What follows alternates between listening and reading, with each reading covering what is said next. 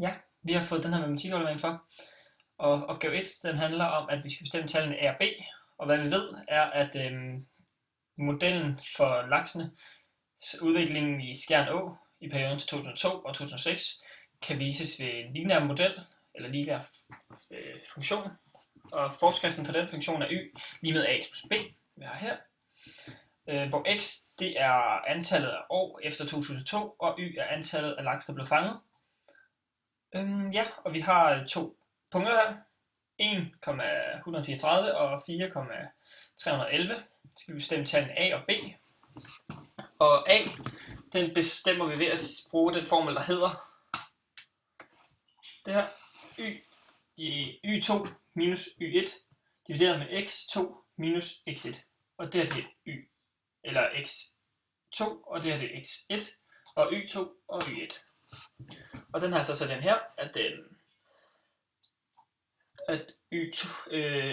y2 311 minus y1, som er 234, den har vi her stående, og så har vi det divideret med x'en, og det giver 59. Og så skal vi finde b, som vi finder ved at sige b lige med y minus a gange x. Og så har vi vores y, som er 311, minus vores a, som er 59, og gange med vores x, som i det givne tilfælde er 4, og det giver 75. Ja, og så skal vi, så for lige at beskrive det, så er b, det er, det er hældningskoefficienten, og a er hældningskoefficienten, og b, det er skæring med y-aksen. Ja, og så skal vi i opgave B, der skal vi snakke om modellen, som vi har heroppe, hvor at, der står, at den stiger med cirka 59 per år.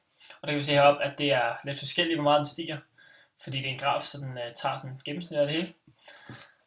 Så ja, det er forskelligt, hvordan den stiger i forhold til det præcise tal, vi har herovre med 59.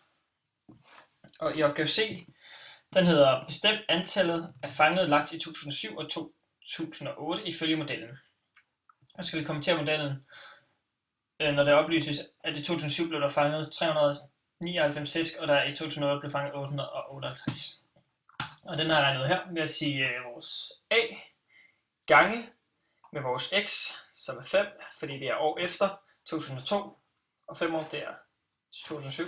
Og så plusser vi med vores b, så det er selvfølgelig samme form som før, ax plus b, hvor a'et er de 59, x'et er de 5, og b'et er de 75. Og det giver så 370. Og det er en lille smule lavere, end hvad der er opgivet her, hvis man skal følge modellen. Og i 2008, der hedder den så 59, A 59, X 6, B 75, og den giver 429, som er væsentligt meget mindre, end hvad modellen siger herovre. Ja,